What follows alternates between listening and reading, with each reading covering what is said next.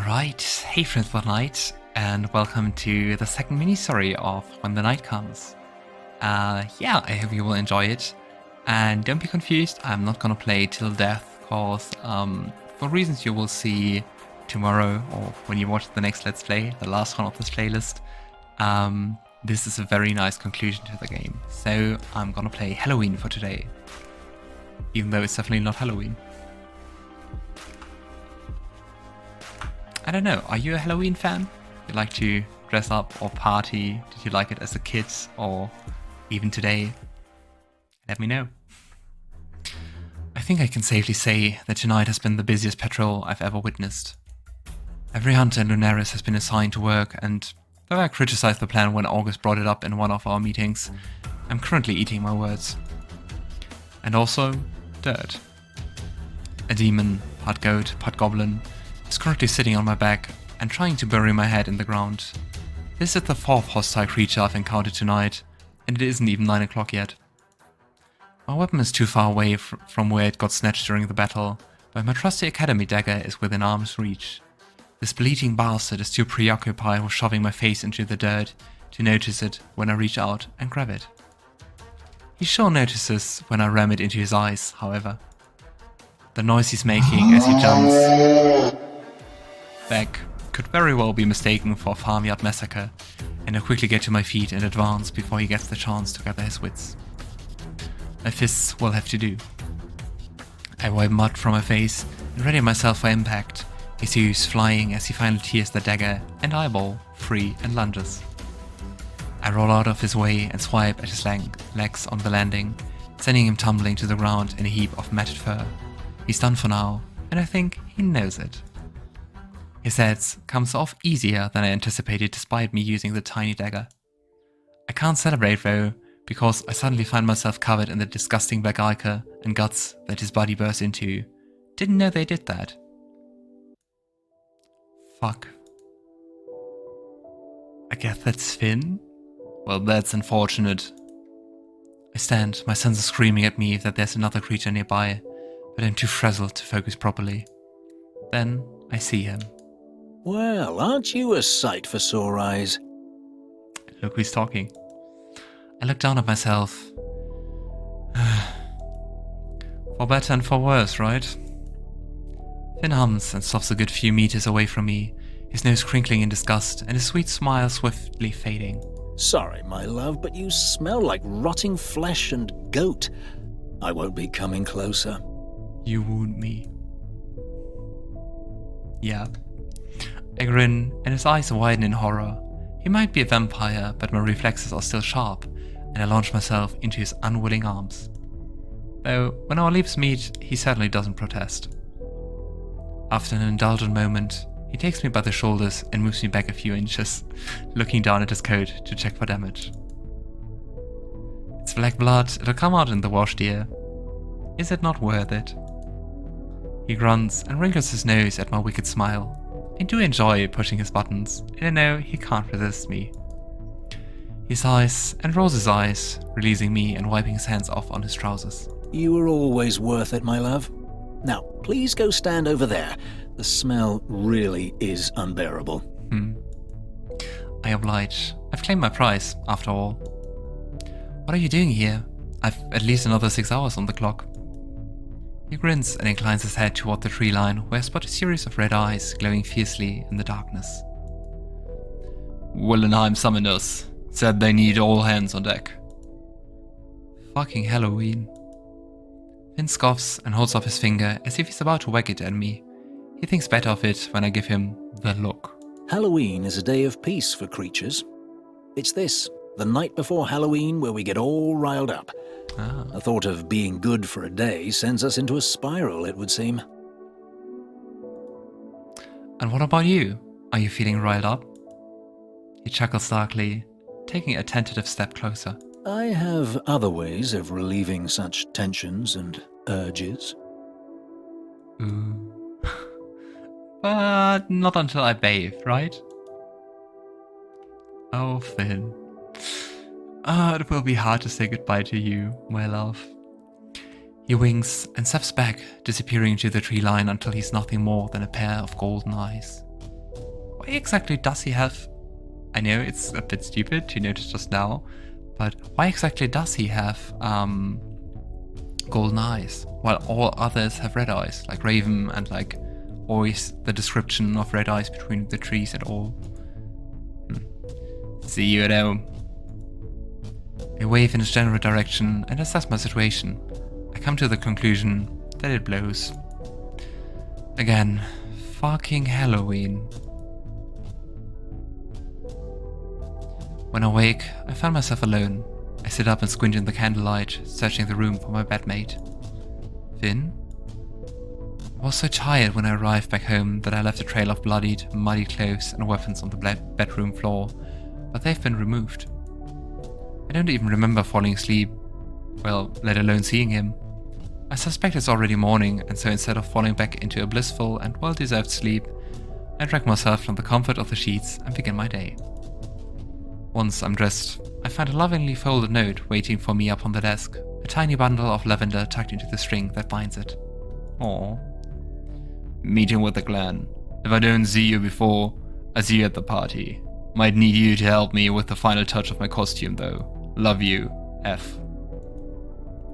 As I do with every note he leaves me, I tuck it and the lavender into my pocket before I head out. I guess our pockets are overfilling with notes then. The streets are busier than usual, and as I head into town, I see that the market is full to the brim with townsfolk. There are stalls overflowing with pumpkins and lovingly crafted decorations, and I see a number of giggling children dressed up in colourful costumes, gleefully stuffing toffee apples into their faces. I never had a toffee apple. I don't think it's a thing around here. I think sometimes you can get candied apples, but I never had one. I don't know, the combination of the candied outside and the well-crisp apple never appealed to me too much. Did I miss out? Did you ever eat something like that? And is it nice? I swear, I even see one child that looks like he's taking inspiration from Alkar. Two perfect little wolf ears sitting on top of his tiny head and a fluffy tail swinging behind him as he jumps and roars with his friends. I can never tell him, his ego will explode. I don't recall Lunaris celebrating Halloween in such a manner when I arrived last year, but then I suppose a looming sense of dread and multiple unexplained murders would dampen anyone's festive spirit. I smile to myself as I approach Ezra's shop. He's gone all out, the front porch adorned with oversized spiders and grinning pumpkins, when I push open the door. The bell jingles merrily to announce my presence, and I'm shocked to find the shop as busy as I've ever seen it. Ezra stands behind the counter with flushed cheeks and politely hands over a neatly packed bag of goods to a waiting customer. He had the perfect, pointed witch's head perched atop of his head. Is it still a costume when you are a witch and you're dressing up as a witch? I don't know. He's the most authentic witch any trick-or-treater will ever see. The customer departs and shoulders slump as he exhales. Good morning. Oh, Ethan, I didn't see you come in. Good morning. Welcome to the chaos. You seem a little overwhelmed. He smiles politely at a man who swiftly ushers a small child away from a very real human skull. Today is one of the busiest days of the year for me, but unfortunately not many people actually buy anything. It's all gimmick to them, even though there's very real magic in their lives. But I have to say, his costume is really cute. Also this small cloak he has with shining, I don't know, it's jewels or whatever, but it looks nice. He straightens up, his eyes wide as they fall back onto the child with grabby hands, and they make a beeline for the dark arts section. Please sir, that's the occult section. I really don't recommend touching those books. He lowers his voice, his next words only for me. Unless he wants his kid to spew fire. I offer him a sympathetic smile. Do you need any assistance? I have the day off. Not to worry, I've roped Alkar into helping. He's quite good at stopping the children from touching things they shouldn't. He should be here by now, but I'm sure he'll be along shortly. I just hope he doesn't bring Omen. The candy I have ready won't last a second in his presence. I grimace and think about the potential for distasteful here. Omen also has a habit of setting fire to things when he's hopped up on sweets. Did you need anything today? I just need a quick refill on some of the potions before my shift tomorrow, if you don't mind. It would be my pleasure. Come on. Ezra smiles and ushers me toward his potion cabinets and immediately begins to mix my usual order. I watch him work. The smell of herbs and the strange magical substances he uses are comfort to me now, and I get ready to leave the shop fully stocked up on bombs and repellents. As we're ringing up my order, Alkar strides in, Sans Demon. Aww, he's a pirate. The coat is also really nice. Looks a bit like something that Finn also could wear. Especially if it was a golden brim instead of a red one. But he also looks really nice. Morning. Afternoon, actually. You're late, my friend. Ezra winks and waltzes off to deal with a customer, and Alkar's shoulders sag, his tail drooping pathetically. Oh. You disappointed Ezra. Bad that feels good. Oh man, I'd rather have a knife stuck in my foot. I pat him on the shoulder. There, matey. I laugh at his defiant scowl and wave at both him and Ezra as I depart. I've apparently got a vampire to assist with his costume. The night of Halloween is blissfully quiet in Lunaris, much to my shock and horror. The children are all tucked away in their beds, the trick-or-treating being done in the daytime, thanks to their savvy parents. Despite the distinct lack of monsters looking for a fight tonight, I still don't like the thought of kids wandering around like walking tree targets. It's a perfect evening, the stars are stark and plenty against a clear canopy of pitch black, and I walk hand in hand with Finn as we head to the wharf.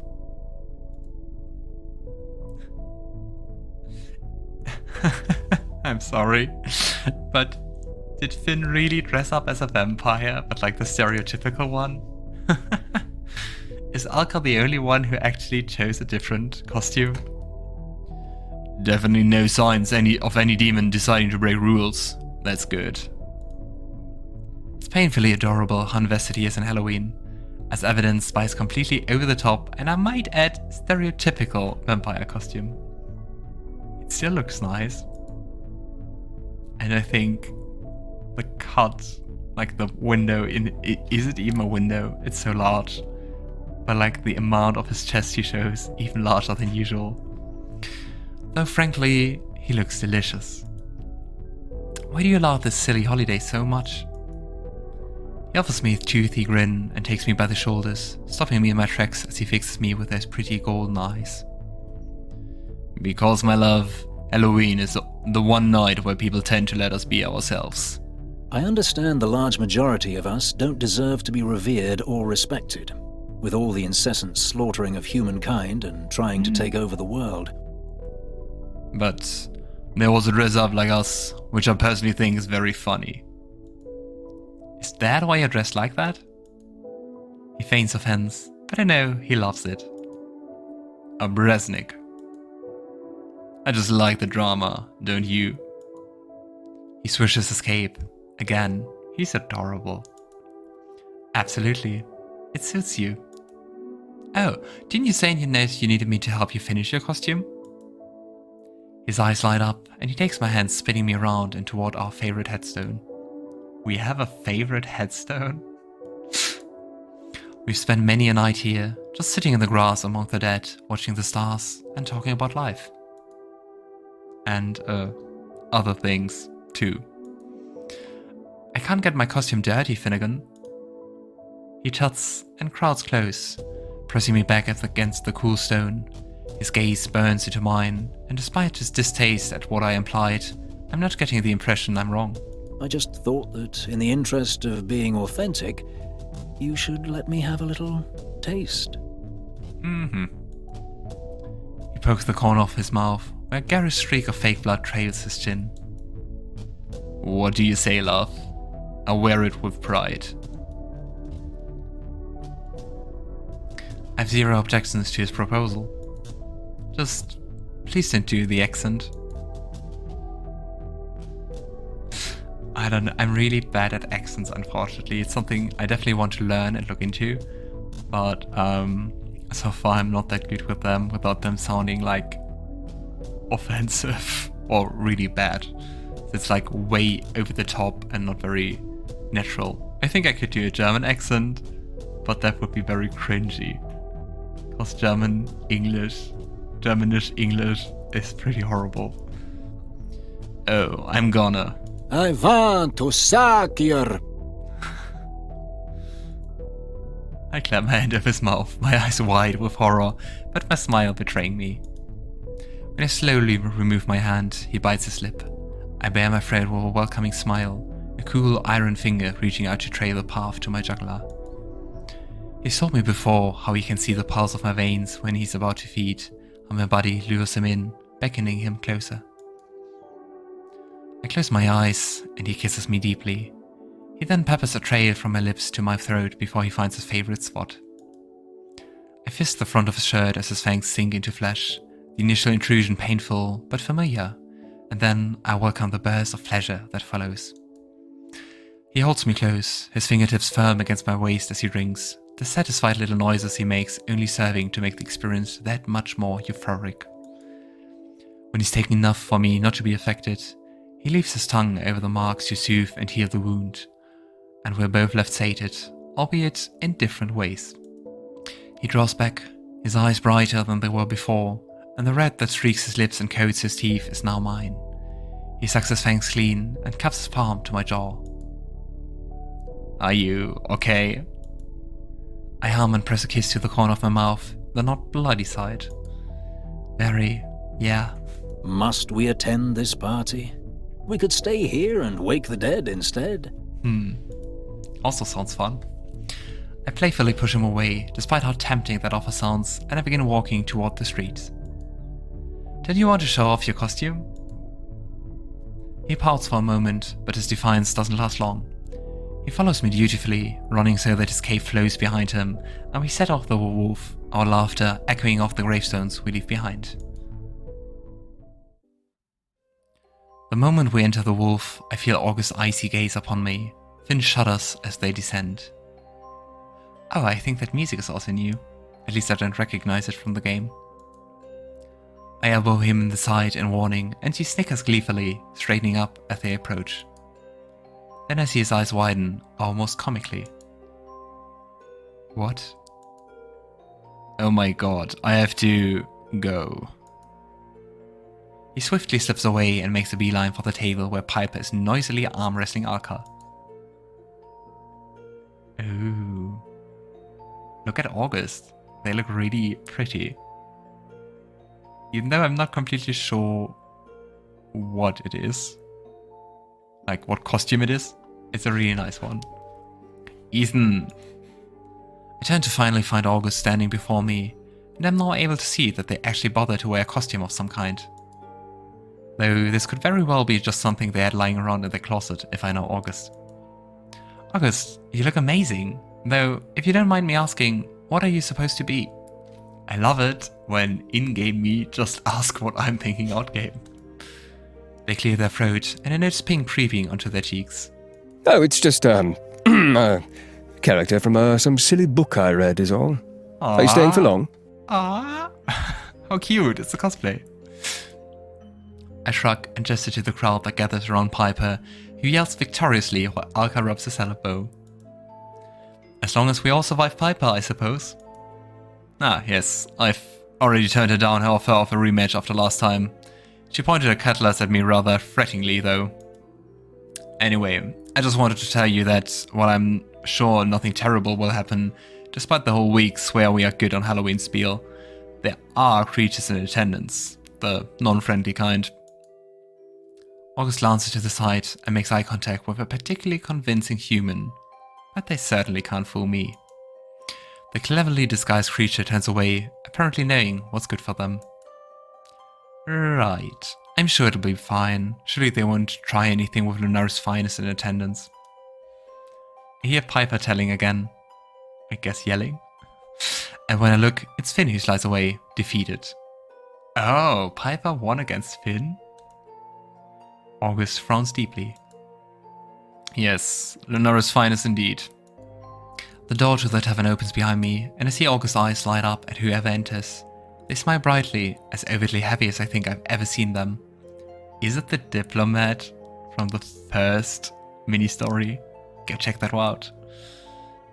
Please excuse me, my date has arrived. Go, enjoy your time together. Everything will be fine.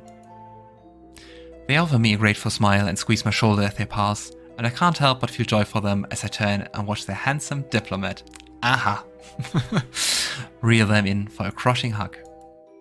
I found Finn sulking in the corner, Piper giving him a pep talk.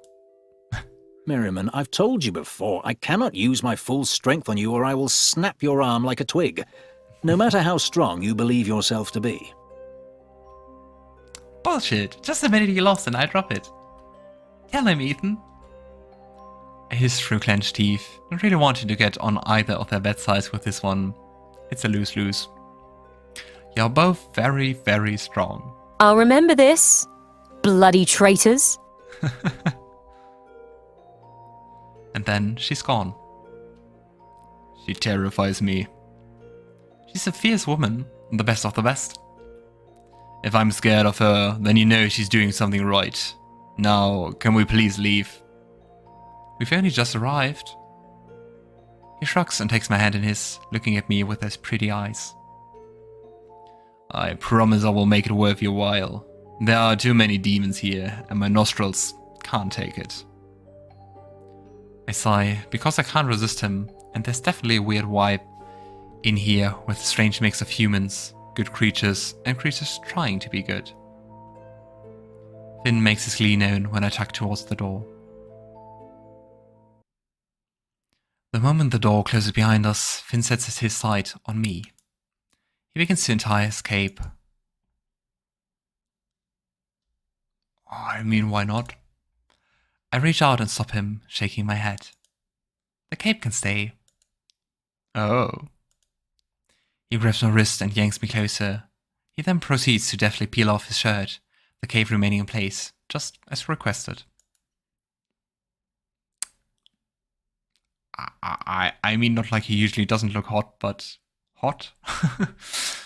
I would laugh, but it's incredibly how well he pulls it off. Dead, but delicious. You actually like it, don't you? It's hard not to, really. You're annoyingly good looking. My ancestors would be so proud. He flutters his eyelashes and grabs me by the waist, holding me close as we tumble back onto the bed. I land on top of him, my legs astride his waist. He looks up at me with that shining reverence I've become so painfully fond of. Come here.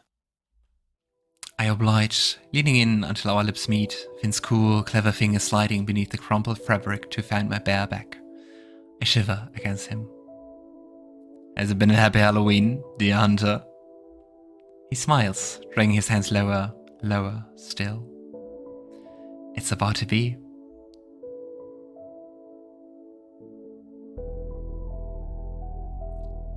And that's it. Very much fade to black. But yeah, I hope you enjoyed this mini story too. I really did. I love to see more of Finn. And yeah, it's so sad it's the second last one. So yeah, stay tuned. Hope you enjoyed it and see you around.